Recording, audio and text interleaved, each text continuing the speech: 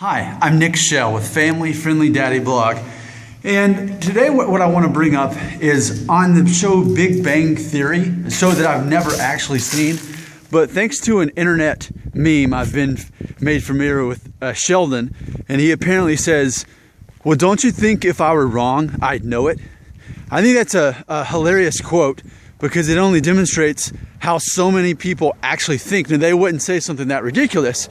But it's the fact that so many people in your life do not want constructive criticism. They don't want to be told anything at all that they're doing that could be perceived as wrong.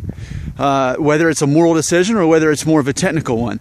A lot of people do not like constructive criticism. Well, here's the thing about that. If you don't appreciate constructive criticism, how can you become better?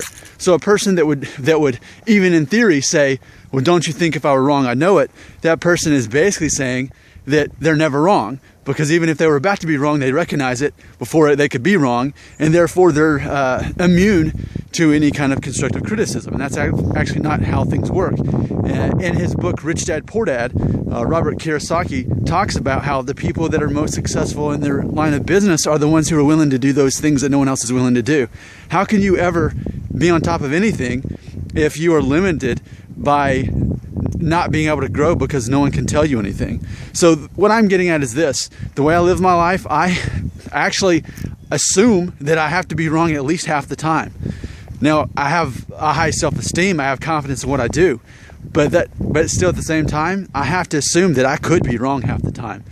Otherwise, I would go around assuming that most of the time I'm right. And to assume that most of the time you're right, you're just as pitiful as Sheldon saying, well, don't you think if I were wrong, I'd know it?